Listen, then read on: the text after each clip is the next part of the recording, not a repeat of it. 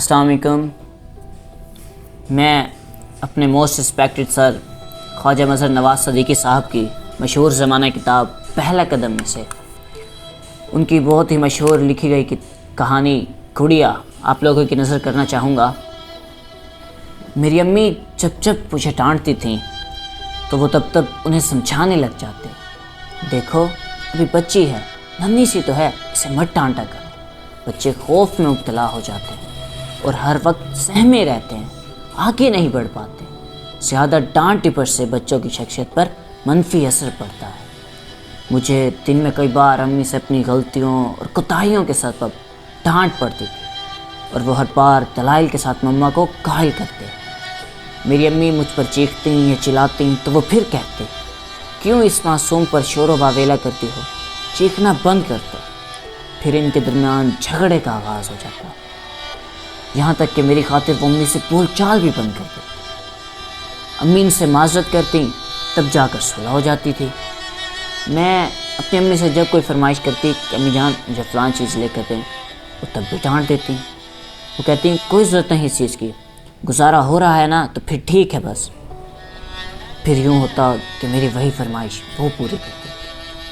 پتہ نہیں انہیں میری فرمائش کا کیسے پتہ چل رہا تھا۔ میں تجسس کے ساتھ امی سے پوچھتی، امی جان ضرور آپ نے بتایا ہوگا۔ وہ قسم اٹھا کر کہہ دیتی، نہیں میں نے تم سے ذکر بھی نہیں کیا تھا۔ میں سوچتی ہی رہتی کہ انہیں میری فرمائش کا کیسے پتہ چل جاتا ہے۔ وہ جب کبھی کسی دوسرے شہر جاتے میرے لیے قیمتی کپڑے لاتی، امی پھر جھگڑا شروع کر دیتی، ابھی پہلے کپڑوں کے ڈھیر سے الماری ٹھونسی پڑی ہے، آپ اور لے آئے۔ وہ کہتے مجھے راہ چلتے ایک شاپ کے باہر سے سوٹ پسند آ گیا، مجھے اس میں اپنی گڑیا کی شکل نظر آنے لگی تو میں خرید لایا۔ ایک دن ہمارے گھر مہمان آئے ہوئے تھے، امی نے مجھے کہا کہ گلاسوں میں بوتل ڈال کر ڈرائنگ روم میں لے آؤ۔ میں بوتلوں سے بھرے گلاس ٹرے میں اٹھائے کچن سے نکل رہی تھی کہ وہ ٹرے زمین پر گر گیا۔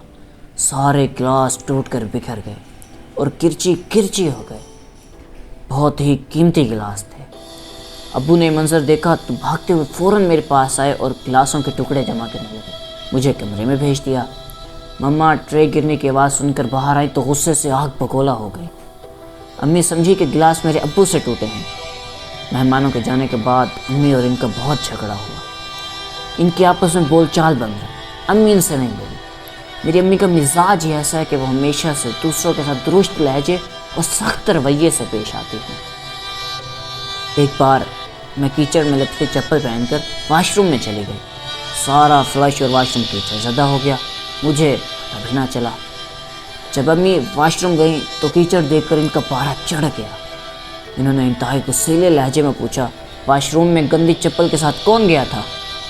ان کے غصیلے لہجے سے تو میرے جسم میں جھرجھری سے پیدا ہوئی اور میں کانپنے لگی۔ وہ سن رہے تھے اور جان گئے تھے کہ آج امی مجھ پر غضب ڈھائیں گے۔ وہ فوراً سے پہلے آگے بڑھے اور مما سے کہنے لگے کہ بھائی غلطی ہو گئی مجھ سے، مجھے معلوم نہیں تھا کہ میری چپل کو کیچڑ لگی ہے اور میں اسی چپل سے واش روم میں گھس گیا۔ پھر انہوں نے میری خاطر خود اپنے ہاتھوں سے واش روم دھویا۔ وہ شروع دن سے میری خامیوں اور کمزوریوں پر ڈھال تھے۔ امی شروع سے ڈسپلن پسند تھی، میں ازل کی سست اور نالائق۔ میری ڈھال میرے ابو تھے، میرے محافظ، میرے خیر خواہ۔ انتہائی خاموشی سے احساس دلائے بغیر اور کوئی احسان جتائے بغیر وہ میرے بچپن سے مجھے محبت کا آسمان اور پیار کی زمین عطا کیے ہوئے تھے۔ کل میری رخصتی ہے، میں ایک نئی زندگی کا آغاز کرنے جا رہی ہوں۔ میں سوچ رہی ہوں کہ جس گھر میں جا رہی ہوں کیا وہاں مجھے محبت کا آسمان اور پیار کی زمین عطا کرنے والی ہستی ملے گی جو میرے قصوروں اور غلطیوں کو اپنے سر لے لے گی، میری فرمائشوں کو بنا مانگے پورا کر دے گی۔ مجھے وہاں اپنے ابو کی یاد ستائے گی، اس ابو کی جنہوں نے کبھی نہیں کہا کہ مجھے میری گڑیا پیاری لگتی ہے، بلکہ انہوں نے اپنے ہر عمل سے یہ ظاہر کیا کہ ان کی کل کائنات صرف اور صرف میں گڑیا ہی ہوں۔ مجھے اپنے ابو کی یاد ستائے گی۔ السلام علیکم۔